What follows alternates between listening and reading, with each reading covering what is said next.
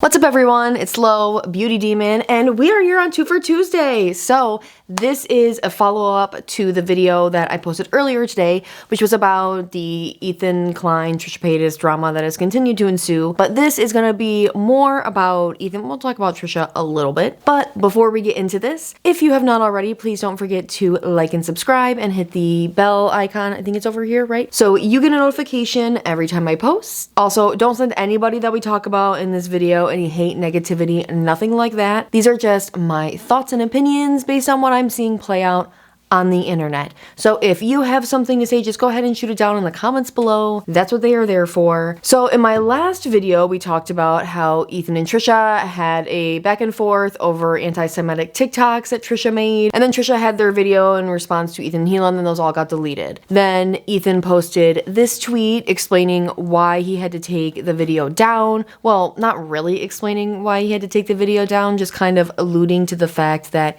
he's under a lot of pressure right now. Then, just yesterday, Ethan actually posted this. Our final Christmas podcast that we've been planning for a month will not be happening. We just randomly got a strike because a video we reacted to over a year ago was deemed too dangerous to watch. They won't even tell me what it is, can't upload for a week, part 1 at Team YouTube. Then Team YouTube said, looking into this for you, and I laughed just because I feel like there are so many other YouTube creators that if something similar-ish happened to them, they would do nothing. There are plenty of other situations I've been seeing recently of really horrible YouTube responses. I might actually make a video on a couple of these, so I won't go too into it because I want to focus on this.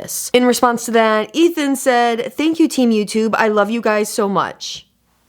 Tell us how you really feel, Ethan. I mean, I guess now is not the time to be like trying to shit talk your boss when they might actually be trying to help you with something. Then he continues, ironically, the videos we watch can still be found on YouTube as age restricted, so I don't understand why the heavy hand for us at Team YouTube. Please reconsider your decision as it has a tremendous negative effect on our business and community during an important time. And finally, congratulations to all of the trolls that have been mass flagging every video we've ever made. With any luck, you'll have our channel erased by Christmas at Team YouTube. So of course, this got so many people buzzing about who is this. A lot of people initially jump right to Trisha because, I mean, we just had this whole thing with them going back and forth and then them both deleting content over said back and forth. But I mean, there's also potential evidence that this could be somebody like Ryan Kavanaugh. And when I say evidence, I don't mean there are concrete facts. I don't have any like receipts. However, if you go on to Ethan Klein's Twitter, the day before Ethan actually posted the "you have no idea what kind of pressure I'm under," you know, the H3 podcast Twitter, and then Ethan Klein, by sharing it, actually shared a tweet by Ryan Kavanaugh. Now, Ryan Kavanaugh's tweet was a clip from Trisha Paytas' To Ethan and Hila video. And his tweet, which is just horrendous to read, first of all, says, "At the H3 podcast, inciting violence, hate, and threats, me and almost anyone I know getting the same threats and hate. At Instagram, at YouTube, at Twitter, at Reddit, please act before this causes more harm." If you go back a little further, 6 days ago, Ethan actually tweeted, "Dipshit Ryan Kavanaugh just blocked our recent podcast worldwide because we made fun of his weird outfit and because he has the charisma of stale bread. Fuck you, Ryan Kavanaugh." And at Team YouTube, "Please, for the love of God, stop allowing people to block worldwide and help me." And then he tweeted again, "Hey, at Team YouTube, please help again, another worldwide block. Literally 1 minute of a 3-hour podcast that is clearly fair use and maliciously blocked by perpetual failure and obsessive fan Ryan Kavanaugh." So those tweets kind of lead me to believe that this could be Ryan Kavanaugh because we've seen within the past 6 days, week,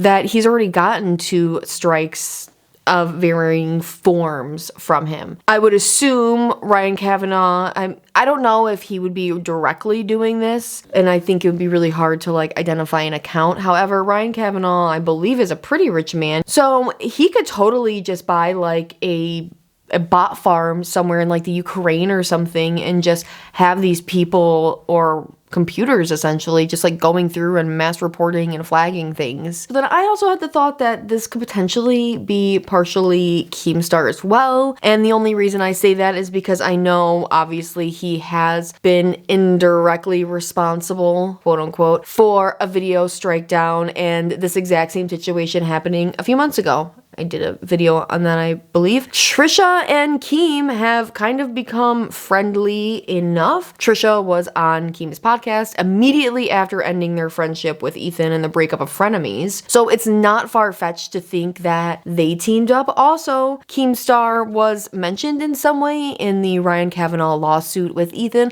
I didn't actually mention that. If you're not familiar with Ethan Klein and H3, he is actually in the middle of litigation. Well, not litigation. I don't really know what kind of like legal stuff it is. It's a lawsuit because of the streaming of a fight. But I don't know if he actually streamed it or not on the podcast. I think they just talked about it. And because of this lawsuit, the two of them have been going back and forth. Now remember, Ethan Klein is a relentless adversary. He does not give up. And I feel like Ryan Kavanaugh apparently is that type too. He's already tried to do 2 other like privacy or copyright strikes. I don't know what would make a video not be able to be seen worldwide. I don't know if it would be like copyrighted material. I've never had to deal with that sort of stuff. So now, regardless of who's actually caused it, Ethan then posted 22 hours ago, YouTube denied the appeal. Can't upload for a week. That's the way it goes when you dedicate your life to YouTube, have 10 full-time employees, owe rent on your studio, and have thousands of paying members. You get banned for an old video that nobody cared about until trolls mass reported it. A video, by the way, that's still on YouTube by itself, age restricted since 2014 with 100,000 views.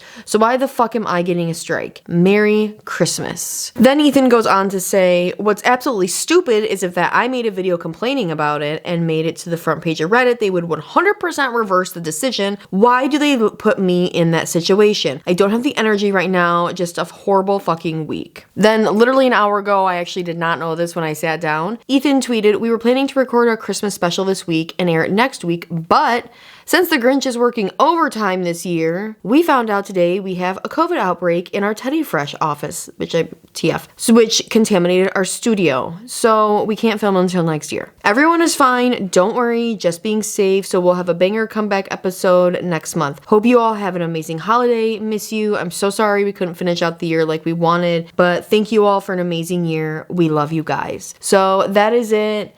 H3 is not doing anything for the entire rest of the year, even after the strike ends. I don't know if that is really going to be something that saves them, because I believe if they get one more strike, their channel is erased. Now, this is huge. He does make mention of a lot of his employees depending on him, because that is a lot of money lost. In the month of December, YouTubers make way more money if they're like a big creator and everything. And it's because of AdSense. There are a lot more ads, better paying ads that go into videos and things like that. And then of course you get the added amount of sponsorships. And then when you hit January is when you start to get lulls. A lot of creators actually take breaks in January. So anyway, going back to who is responsible for this. Now, we've named a few people in this video. I, of course, do not know if any of these people are involved. To be honest, I think they could have all teamed up together. I don't really think Trisha exactly has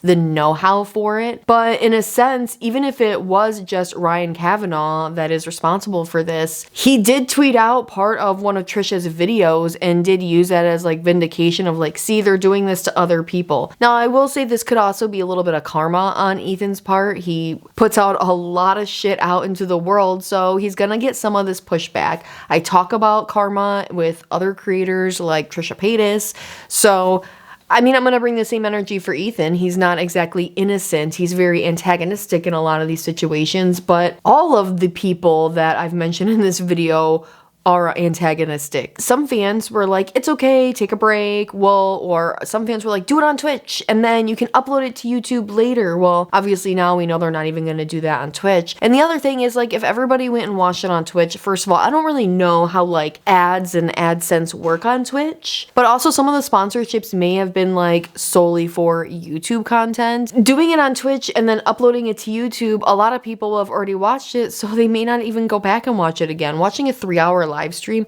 I don't actually watch H3 podcasts much. Sometimes I watch the highlights, but even then sometimes those are so long. But I mean, it's very possible that all three of them are really in on this. I don't necessarily think it's like a coordinated attack, but if you think about like if Ethan was a country and he was involved in all these like little battles everywhere, like eventually that would exhaust your resources and your defenses would break down over time. That's like the best analogy I could think of. If all three of them are somehow involved in some way, I don't think I would be surprised. However, if Ryan Kavanaugh is behind this and he's using Keem and Trisha as like some kind of tools, I think that's probably a losing battle. Neither one of them are, I guess, stable enough. Like I said, I don't really think Trisha has like the know-how to coordinate that kind of attack, and I feel like even if they did, somebody would totally leak that. Trisha has moles all throughout their memberships and things like that. Keemstar definitely, I feel like, could have people in his fan base that would do things like that. But like I said, I also think Ryan Kavanaugh is totally rich enough to just be able to buy some bot farm somewhere. Kind of wild that YouTube did not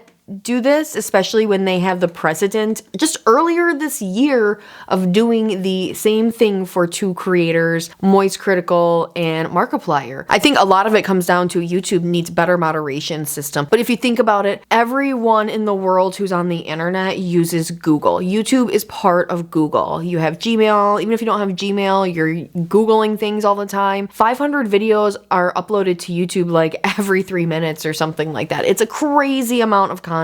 It is impossible for them to be able to sustain and filter through all of that. The other thing is they don't have the employee, the staff. Think about how many people are in the world and think about like how many people you even think that Google has as employees. And this is all to top it off that apparently Ryan Kavanaugh, when he did that tweet earlier, that also he tagged the FBI in. I don't know if I mentioned that when I read that, but because of that tweet, that encouraged trolls to call the FBI, and his wife is pregnant and they have a small child. What is wrong with people? This isn't cool. This isn't funny. If this is a direct result of this tweet, Ryan Kavanaugh has some serious fucking explaining to do. So it seems like when it rains, it pours for Ethan Klein. I'm gonna give Ethan the same advice that I actually kind of gave Trisha in the last video, and I give Trisha in like every video. There is a lesson to be learned here. I hope that Ethan is able to take the lesson. Ethan is gonna be having 2 weeks off, so enjoy time with your family. Yeah, I know that's like a moot point because he wants to be working, but it is what it is and he has to make the best of it. I feel like I'm rambling at this point in the video, so I'm just gonna go. I hope you guys have a great holiday week if you celebrate Christmas. If not, I just hope you have some nice time off to spend with your friends and loved ones. Anyway, I will see you guys next time. Laters. Bye.